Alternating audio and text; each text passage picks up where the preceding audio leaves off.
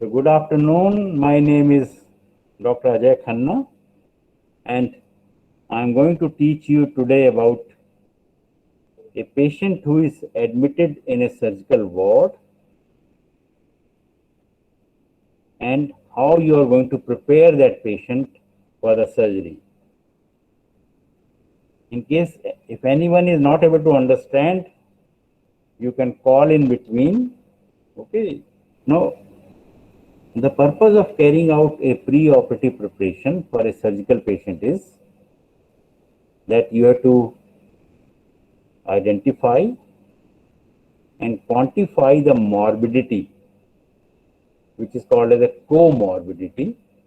Like somebody has got the hypertension or the blood pressure, or somebody has got the diabetes, or any other comorbid condition is there. So the main purpose of this preparation is to identify that, because if anybody has got any morbidity, like an elderly patient is there of 70, 80 years, he has got some chest problem, he has got the blood pressure also, he has got the diabetes also. So there is more chance of the complication in that patient. So you have to identify these conditions. Now this pre-operative preparation which is there, it is not for the screening purpose of the undiagnosed disease. Okay, that you have to carry out the other investigations for that purpose to identify any disease. But the purpose of the pre-operative preparation is that you identify the comorbidity of this patient so that you can plan your surgery accordingly to reduce the chance of morbidity and mortality. Now, for preparation of a patient for the surgery, as the patient comes to the hospital, admitted in the ward, and you think that this patient has to be operated, so you have to carry out the basic things which are there, that you have to do a good history of the patient, to ask for various comorbid condition, like if this patient had a diabetes or the patient has a hypertension. Then you have to do a good physical examination to find out. For that, like you have to take the blood pressure of the patient to see that how much is the blood pressure. Then you have to carry out certain investigations, and I will tell you that what are the various investigations which are usually done for any type of the surgery. Then there can be special investigations for any particular case. Then any patient who is undergoing for the surgery, you have to take the informed consent. Informed consent means that you tell that particular patient that what are you going to do, what can be the complications of that, and what will be the outcome of that particular surgery which you are going to carry out. The next is, before you take up the patient on the operation table, you must be sure that you mark the site, that which portion you are going to operate. Are you going to operate for a patient for a laparotomy, or you are going to do the surgery for the hernia, or you are going to do the surgery for the gallbladder? So you have to mark the site of that what surgery you are going to do. And more important is the site of the operation, because this you know that probably I am going to operate this patient for a hernia, but you may not remember that is it you are going to do it on the right side hernia or the left side hernia. So Wherever there is a bilateral problem is there, like the patient having a bilateral kidney problem is there, bilateral breast problem is there, bilateral hernia is there, or the bilateral limbs are there. So you must mark, because it has happened that the patient had a problem on the left side and you operated on the right side. And there have been many medical legal concerns with that. There are reports that somebody had a tumor in the left eye, but his right eye was removed. And now you can understand that this patient will become blind because other eye is already diseased, one eye which was normal, and that has been taken out. So there is a big medical legal problem in such scenario. Then next is a special preparation, that in certain cases, certain type of the surgery, you will carry out the special preparation for the patient to prepare for the surgery. Then is the certain, because any surgery is associated with infection. So you may have to give this patient the antibiotic prophylaxis. So you give beforehand the patient antibiotic. Then there can be the DVT prophylaxis. Nowadays, it is the deep vein thrombosis which is there. This is a big problem. And this has been found that one of the commonest cause of death in the hospital setting, apart from the cardiac problems which are there, is next is the deep vein thrombosis, which can lead to pulmonary embolism, and you have to take precaution for that. So the DVT prophylaxis is also very important for the preparation of a patient for the surgery. Now, when you do a pre-operative investigation, this is for the various reasons. One is the confirmation of the diagnosis. Second is you exclude any alternate diagnosis. Now, this exclusion of the alternate diagnosis should be done beforehand. Before, in fact, you admit the patient for the surgery, it should be carried out. Then you should know how much is the extent of the disease. Like if you know that in the patient with that cancer,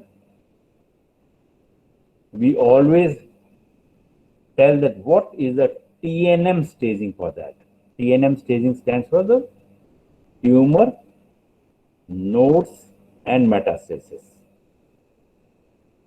So by that you know that if the higher TNM is there, this patient has got the advanced disease and the outcome may be poor in this patient. So the preoperative investigations are done for that purpose also. Then definitely for the fitness of the surgery, this is very important that before you take up this patient for the anesthesia or you take up this patient for the surgery, you have to assess the fitness of the patient, like what is his hemoglobin, whether that is okay or not. What is his blood sugar? What is his blood urea or serum creatinine? So all these things are done beforehand to know exactly that whether this patient is fit for the surgery or not.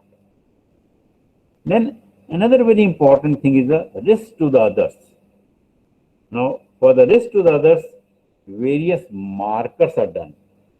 In any case, you do look for the hepatitis markers, hepatitis B and hepatitis C. You look for the HIV markers, the AIDS which is there, because there is a possibility that you can transmit or the patient can transmit the AIDS from, it may come from the patient to the doctor and even from the doctor to the patient also. And now for the last year, the COVID, COVID has become a big problem which is there, and that is why you have to always carry out a COVID investigation before you take up this patient for the surgery. And then for the medico-legal considerations, as I told you that if you operate on the right side or the left side, problem is on one side, the patient is having problem not on the other side and you operated that side, there is a big medico-legal concern is there. So from that point of view also, you carry out all these things. So what are the routine preoperative testing which is done? There is a big list of the investigations which are done. Especially these investigations are done for relatively elderly patients. It may not be required for the young patient, but definitely for the elderly patient, you have to carry out. But almost as a routine, we carry out the complete blood count, which I will tell you what does that include. You carry out the renal function test and the electrolytes. You carry out the liver function test. You look for the blood sugar. You carry out the viral markers, like as I told you, the HIV, SCV, hepatitis B virus, and the corona. And you should also do the bleeding and the coagulation profile of that patient. So you carry out the bleeding time, the clotting time, and you also look for the prothrombin time, which is sometimes also called as INR study, International Normalized Ratio. So that is for the prothrombin time. And you also carry out the urinalysis to see that does the patient is passing any sugar in the urine or not? Is he passing the proteins in the urine or not? Is he passing any granular or any type of the CAS cells, the pus cells, the RBCs in the urine? So all these things are looked for. Then in the young female patient, if any suspicion is there, you must do the pregnancy test, because in many times, if the patient is pregnant, you avoid certain surgeries, you avoid certain drugs which are there, you avoid certain like X-rays which are there, they are avoided, plain X-ray which is there is avoided in a patient who is pregnant. Then as a routine, we also do the chest radiography. So X-ray of the chest is done to see for any pathology. If you think there is an abdominal problem is there, you can do X-ray of the abdomen also. In a elderly patient, you can go for the electrocardiography, or you can even go for the echocardiography. You can do the cardiac stress testing for that, like the treadmill test which is there, it can be carried out. To look for the lungs, you carry out the pulmonary function test. And sometimes, because this is in fact not for the pre-operative, but for making the diagnosis, you may carry out the tumor markers also for deciding about the treatment of that patient.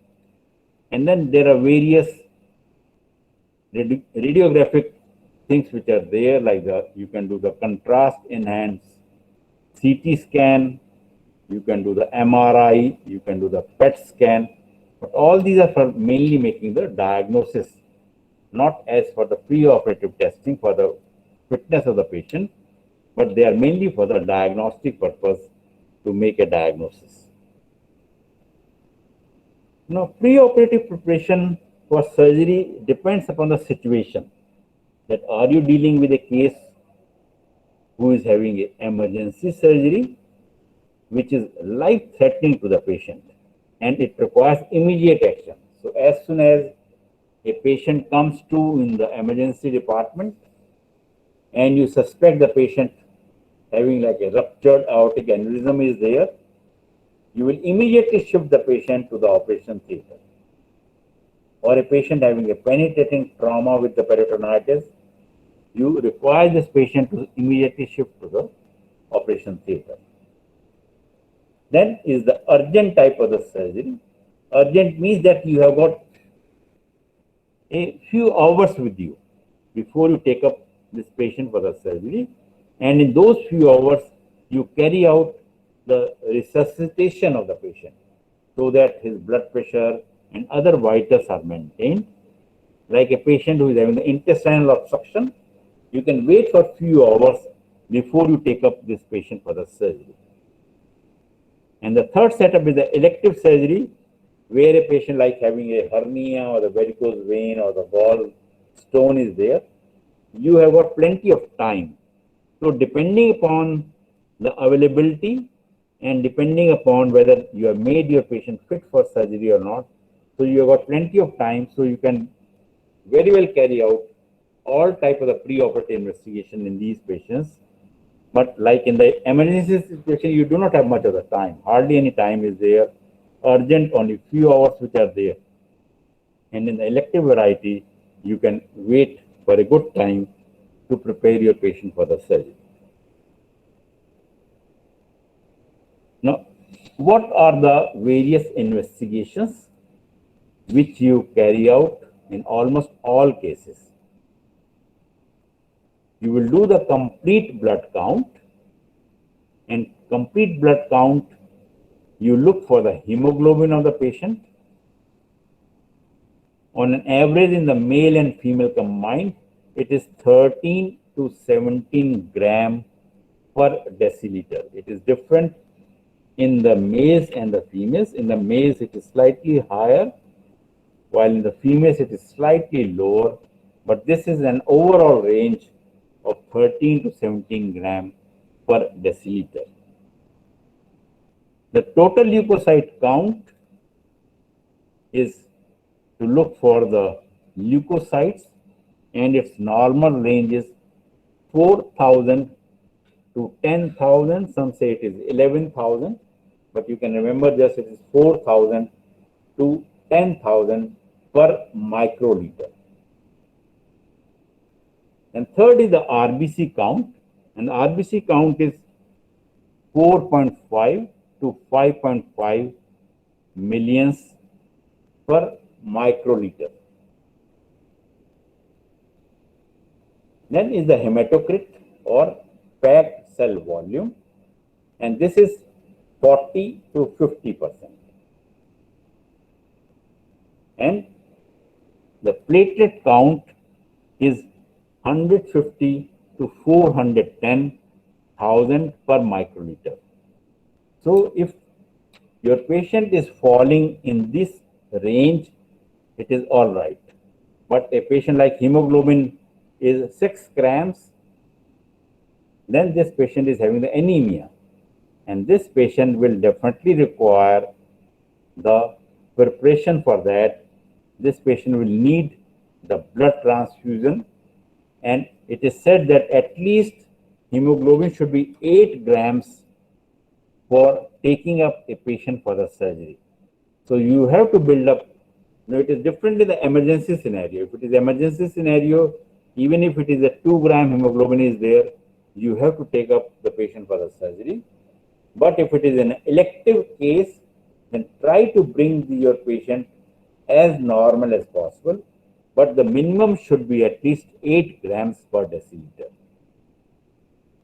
The total leukocyte count, which may be on the lower side or which may be on the higher side. Either of the two things are not good. If the patient has a high leukocyte count, like the patient is having a count of 15,000 or 20,000, it means the patient has got the infection. While a patient who is having a count of 2,000, he is having a leukopenia, and this is also in a case of very severe infection where the body does not has got a good concern about. You will find that this may be quite low. Even that is much more dangerous than having the higher leukocyte count. Then RBCs we usually do not much consider. PCV and hematocrit, especially if the patient is having a bleeding, then in that time this is a much more concern. And then the platelet count is very important. If the patient has got a low platelet count, there is chance of bleeding is there, and this patient will require to either you do something for elevating the platelets, or you have to arrange for the platelets transfusion at the time of the surgery. Next is the blood sugar. Blood sugar usually is fasting plasma glucose you take, but you can take the random blood sugar or you can take the postprandial blood sugar. And the fasting plasma glucose is 74 to 99 milligram per deciliter. And then if the patient is having a higher glucose is there, you may carry out the HbA1c. HbA1c is a glycosylated hemoglobin. And this glycosylated hemoglobin which is there, it tells you about the average sugar level in the last 3 months. So you can have an idea whether this patient who was having the diabetic, whether his sugar was controlled in the last 3 months or not. And if it is a less than 5.7 is there, this is a non-diabetic patient. If it is 5 to 7, 5.7 to 6.4 is there, it's a pre-diabetic patient. If it is more than 6.5 is there, the patient is a diabetic one. And if it is more than 7 is there or 8 is there, this patient requires the active treatment for control of the blood sugar. Now, why you want to see for the blood sugar? Because it has been seen that these patients may go into hypoglycemia at the time of the operation. So that is much more dangerous. Or the patient with the hyperglycemia, and ultimately these patients are likely to have the more of the infection is there. So that is why it is said that you must control the diabetes, not to a very strict level, but it should mean adequate control of the diabetes should be there so that there is less chance of the infection is there. Then the liver function test. Liver function test, the bilirubin, SGOT, SGPT is done. The bilirubin total is 0.1 to 1 milligram per deciliter. Direct is up to 0.2 milligram. Indirect is up to 0.9 milligram per deciliter. SGOT, this is also called as the AST, is 0 to 33 units per liter. SGPT, which is also called as ALT, it is 0 to 41 units per liter. Then in the liver function test, you have to do the alkaline phosphatase. Now, alkaline phosphatase, it differs from the various labs to lab. So, like in one lab, it may be 0 to 119 units per liter, but in the other labs, it may be different. Then total proteins, the albumin, the globulin, and the albumin-globulin ratio. So this is also seen in the preoperative setup. Then you have to carry out the renal function test, or it is called a kidney function test, AFT, and you look for the urea, you look for the blood urea nitrogen, you look for the creatinine, you look for the blood urea nitrogen creatinine ratio, see for the uric acid, see for the various electrolytes which are there, the sodium, the potassium, the chloride, the bicarbonate, and the calcium. So these are the various parameters which you can see on the AFT or RFT. If you are not able to note it down, if anybody wants my PPT, I will give the PPT so that you can share along with all your colleagues here. Then you can do the coagulation test. The bleeding time is 2 to 7 minutes. Clotting time is 2 to 8 minutes. The prothrombin time is around 9 to 13 seconds. And as I told you that you do the INR, international normalized ratio is done, and to see that how much is that, normally it is about 1.1 to 1.2 there. And this will tell you about the bleeding. If the patient is having abnormal coagulation test, the patient is likely to have the more of the bleeding. Then you can do the thyroid function test where you do the total T3, total T4 is done, or the thyroid TSH, thyroid stimulating hormone is carried out. And this is not as a routine, but if you are suspecting the patient is having a thyroid problem, then it should be carried out as a preoperative checkup. Now, what are the various indications? Okay, when to do a full blood count? As I told you, the majority of the time we carry out all these type of the investigations. But if the patient is having a emergency preoperative case is there, if it's an elective preoperative, but the patient is more than 60 years of age, in the females, if surgery is likely to result in significant blood loss and there is suspicion of blood loss, anemia, sepsis, chronic kidney disease, or any coagulation problem, then you carry out the various blood count, full blood count. Then the urea and electrolytes, you do all preoperative cases over the 65 years of age, all patients with cardiopulmonary disease or taking diuretics or steroids, all patients with history of renal, liver disease or abnormal nutrition status, all patients with history of diarrhea, vomiting, other metabolic and endocrine disease, and all the patients who are on IV fluids for more than 24 hours, you have to carry out the urea and electrolytes. Then the random blood glucose has to be done in any case of acute abdomen, any suspected case of the diabetes, and any elective case more than 60 years, you have to carry out the blood glucose. Coagulation studies has to be carried out if the patient is having history of bleeding disorder or the patient is an alcoholic patient and the liver disease is there. You have to carry out the bleeding time, the clotting time, and the INR. If the patient is undergoing any cardiothoracic surgery or the vascular surgery or angiographic procedure is there, you have to carry out the coagulation studies. Liver function test, all patients with the jaundice or hepatitis suspected, alcoholic patient, a patient is maybe having hepatitis B or hepatitis C positive, then you have to carry out the liver function test. If you're doing a major surgery, then you have to arrange for the blood for these patients.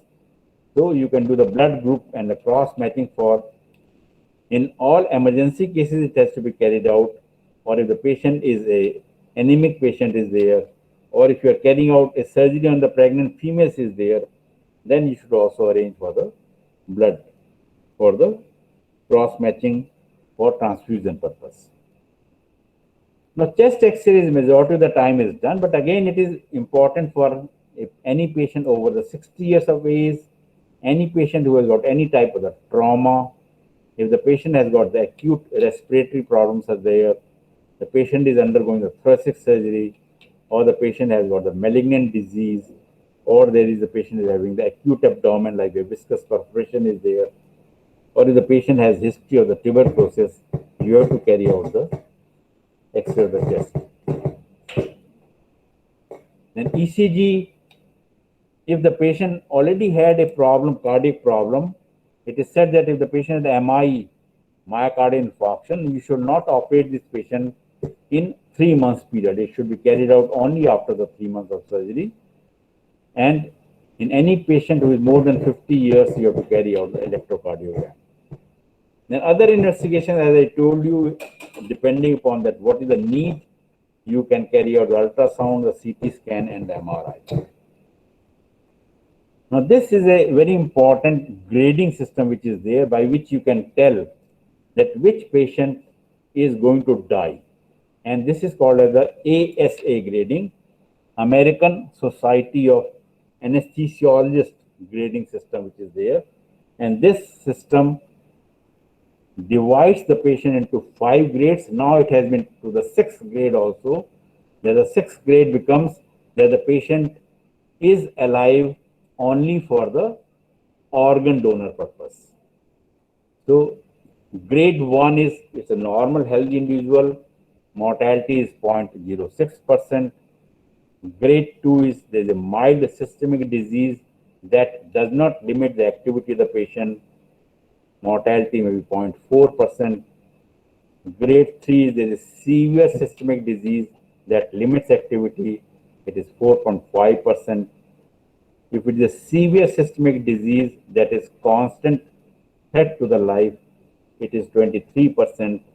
And if the patient is moribund, not expected to survive with or without surgery, it's around 51%. And grade 6, which is there, as I told you, that the patient is on the various type ventilator is there only for the purpose of the organ donation. So based on this ASA grading, you can classify that what will be the outcome of your patient. Then there are several problems which are there in these are the special problems when you're preparing a patient for the preoperative surgery. A patient is obese patient, he is likely to have more difficult operation. There is high chance of infection. There is high chance of the deep vein thrombosis. There is high chance of the wound dehiscence is there, and there is high chance of the incisional hernia. So that is why if it is an elective surgery, you should try to tell your patient to reduce the weight as much as possible, and then you take up the patient for the surgery. Then if the patient is a malnourished patient, like the patient is having anemia, there is low albumin is there, or if there is weight loss more than 25% is there, these patients are likely to have the wound dehiscence, the anastomosis dehiscence may be there, or infection may be there. So these patients should also be prepared for an elective surgery. Then other special problems, like the patient may have the diabetes, so to control the diabetes. If the patient is having hypertension, you have to control that. Any cardiac problem, it has to be controlled. Patient having the chronic obstructive pulmonary disease, the COPD, it has to be controlled. If the patient is having the poor renal status, that has to be taken care. And an elderly patient definitely has to be prepared thoroughly. Now then there are special preparations which are done in the preoperative setting depending upon that what surgery you are going to do. Like if you are going to operate a patient for the colorectal surgery, you carry out the bowel preparation. If the patient is like having the hyperthyroidism and you are planning for the surgery for the thyroid, then in those cases, you have to prepare your patient for the hyperthyroidism. A patient like having the pheochromocytoma, the adrenal tumor, where there is fluctuating hypertension is there. So you have to prepare your patient very nicely before you take up these patients for the surgery. And then if the patient is smoker is there, it has been said that you must ask your any patient for the elective surgery to stop the smoking at least for about 6 to 8 weeks before the surgery, and then there will be less chance of the problems will be there. And then if the patient is having the jaundice, you have to prepare that patient for the surgery. Now, a jaundice patient, you prepare by giving a good hydration to the patient. You give this patient plenty of glucose. You give the patient vitamin K because the prothrombin is not there and there is more chance of the bleeding. These patients are likely to have the wound infection, so you have to give the patient the prophylactic antibiotics. And sometimes you have to give these patients like the mannitol type to prevent the hepatorenal shutdown. That is one of the problems for a patient who is having the jaundice to undergo the hepatorenal shutdown. So one can use the mannitol treatment for that.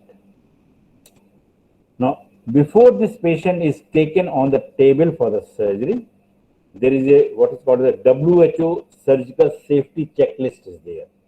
And in this, the nurses and the staff which is there, they look for everything that is this patient correctly identified or not, whether his surgical site is marked or not, if all the things which are required for that particular patient are available or not, is the patient allergic to anything. So before the patient is taken on the table, this safety checklist has to be carried out mandatorily for every patient, and only then the patient can be taken on the operation table. Now, then another part of the talk was about the pathology. I will just go very briefly about that. Any specimen which is removed or for making the diagnosis, you can either go for the cytology, where you take and look only the cells which are there, or you can carry out the histology, where you look for the tissues. So, like for the breast lump is there, you can do a fine needle aspiration cytology to look for the cells to say whether it is benign or malignant. You can take the sputum, you can take the gastric aspirate, you can take the stool. All these things can be looked for the cells which are there to make the diagnosis. Then the histology is where you can are sending a specimen there. So first you do a gross histology, means you look by eyes at what is that specimen, and then you do the microscopic one, where you can do a frozen section of that, or you can do a formalin fixed paraffin embedded sections which are made. So you make the slides there, you stain that, and usually the stain which is used is the hematoxylin and the eosin stain. And then there are many other stains which are there. You look for that, and you do the examination on the low power or the high power under the microscope. And then in the pathology, there are many types of the immunohistochemistry which is done. You look for the various type of the markers which are there to see and characterize that particular tumor. Next is the microbiology which is there. Microbiology basically means that you are studying the bacteria, the virus, the fungi, the protozoa, and you can do like the urinalysis can be done, and you can carry out the culture and sensitivity of that. And then various tissues, like you can look into the stool, the urine, the bronchial specimen, the sputum, the wound culture or the pus culture can be done, and you culture them on the various media to see that what type of the bacteria, whether it's a gram positive or gram negative bacteria which is there, and in that what type of the bacteria it is there. You look for the sensitivity of that bacteria to the antibiotics, and accordingly you give the patient antibiotic as per the sensitivity of that. Then is the next is the medical imaging which is there. There are various ways to carry out the medical imaging to see the various organs in the body. So you can simply do a plain X-ray of the chest or the abdomen. That is called a plain X-ray radiography. You do the plain X-ray of the bones, skull. So all those things, the plain X-ray can be done. You can do the contrast radiography, where you give the patient the contrast to see, and the commonest contrast like is the barium studies which is done, or you can use the gastrographin which is there, or certain type of the intravenous dyes which are there, which can be used for the contrast radiography. Then ultrasound is a very common investigation nowadays, and this in fact ultrasound, especially for the abdominal problems which are there, this has become like an extension of the routine examination. Like when you do the inspection, palpation, percussion, auscultation, the next you can keep the ultrasound, and you can make like the abdominal lump is there with the help of the ultrasound, because this is a non-invasive investigation which is there. So you can look at what is that particular, from where this lump is arising. So ultrasound is in a big way for the management purpose. Then you can do the CT, the computed tomography can be carried out, the magnetic resonance can be carried out, positron emission tomography, and you can do the nuclear medicine in the imaging studies. Now this is a case like an X-ray of the chest. So simply on the X-ray of the chest, you have to see that what is happening to the skeletal cage which is there, what is happening to the trachea and the bronchus. You can see like this is the trachea hair coming, and this is the bronchi hair. This is the whole of the lungs which is there. You look for the lungs. This is the heart which is there. You're looking for that, and you can see the various chambers which are there. You can see the ribs here. You can see the diaphragm here. So all these things can be seen on the plain X-ray of the chest to make the diagnosis. As I told you, the ultrasound, this science is added to the clinical examination. It's the fifth arm after inspection, palpation, percussion, and auscultation. It uses the principle of ultrasound with a non-audible sound waves. It's a non-invasive and it's a cheaper modality, and it does not have any radiation problem. So you can beautifully see that this fetus in the uterus, it can beautifully seen, and even you can detect the abnormality in the fetus. If there is like a patient, the child or the fetus may be having the cleft lip may be there, or there may be a meningocele may be there. So all these things can be seen. And second very important place where this modality is used is the ultrasound for the gallbladder. Okay, you can see a stone here in the gallbladder. So these are the two places. So in the females and in the abdominal problem, the gallstone, for which the ultrasound is very routinely performed, and they are very highly diagnostic way of diagnosing these problems. Then you can do CT scan, and in the CT scan you can carry it on the various planes here. Like this is, it can be done in the transverse plane, or it can be done in the coronal plane, or it can be done in the sagittal plane. So by this you can see the various organs which are there anywhere in the body. Okay, so the abdominal I am showing here, but it can be for the skull you can use here, or for any place it can be used, and which can be done in those three planes for the study purpose. And then MRI is another very important, especially for the soft tissue structures, mainly for the brain and the spinal cord. This is a very important investigation, and the advantage main is there is no radiation and usually no dye is involved when you're doing the MRI. You can give the dye, but usually it is not required. And then there can be PET scan may be there, and here it is a anatomical as well as physiological, and you look for that for the glucose problem which is there, you look for the fluorodeoxyglucose glucose metabolism can be seen, and by that you can know the activity of that. And this is very important, especially like if you want to see for any metastatic deposits are there. So there's a tumor is there, and from there the metastasis is there. The PET scan is one of the very important investigation to look for the metastasis here. Okay. Now you got any questions, you can ask me here. Okay, now I can see the names of you. Now I will ask Sai Satya. Yes, sir. Is she there? Yes, sir. Yeah. Do you understand anything or not? Yes, sir. Okay. Who is the topper of your batch? Sir Akash Agrawal. Okay, where is he? Is he there? No, he's not there. No, sir. He's not here. Okay. Thank you. Bye. Thank you, sir.